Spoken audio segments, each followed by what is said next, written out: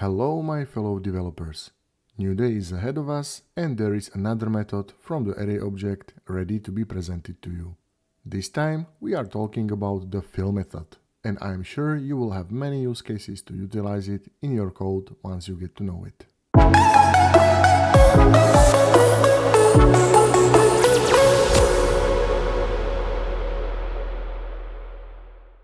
The method fill changes all elements within a range of indices in an array to a static value.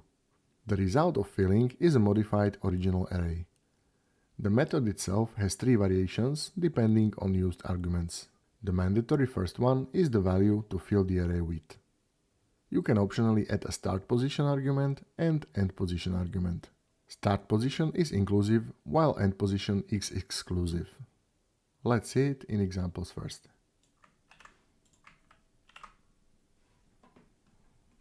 The first example with letters of the alphabet shows us that we can replace all the values, or rather fill the whole array with specified value. In our case, it was the letter X. The second example with numbers showcases the second argument, which is optional and specifies the index from which you should start filling your array with provided value.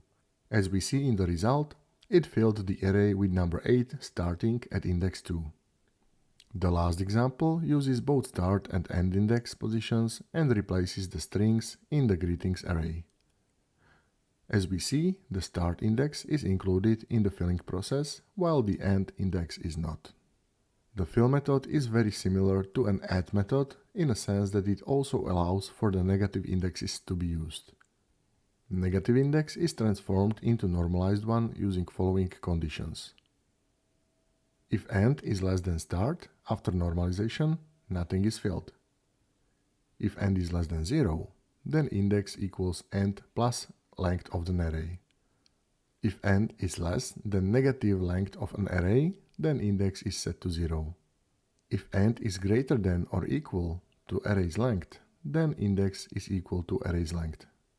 The last condition is the same as if the end is omitted completely. It fills everything until the end of the array. Now let's see some examples of this behavior in the second example set.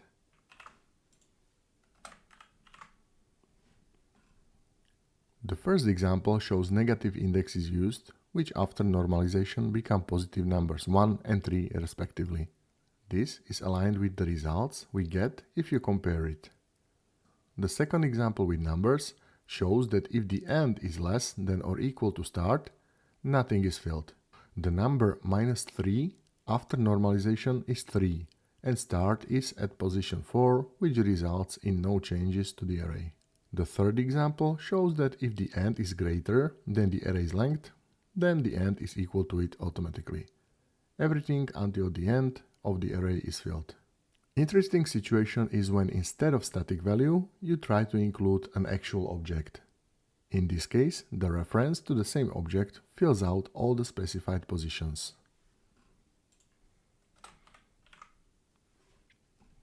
The first example nicely represents how filling with an object results in multiple references to the same object. Because of that, when you modify one of the elements, you modify all of them. The second example shows that you can fill the array at the moment of its creation, when it is still just an empty array. The last thing I will show you today is our good old array-like object and its behavior with the method fill. We have our nice object looking like an array, with property length set to value 3. This means the fill method will only see numerical properties for indexes 0, 1 and 2. So whatever happened, the property with index 3 will stay intact. When we actually invoke the method itself, with the argument z for the value to be filled with, and starting at index 1, we get the array-like object updated where the index is 1 and 2 are modified with the filled value, as should be the case. Okay, that was method fill that can fill not only our lonely developer hearts, but also our empty arrays and array-like structures with any value we desire. Thank you for your time spent with me in this video. I will see you soon with the next one.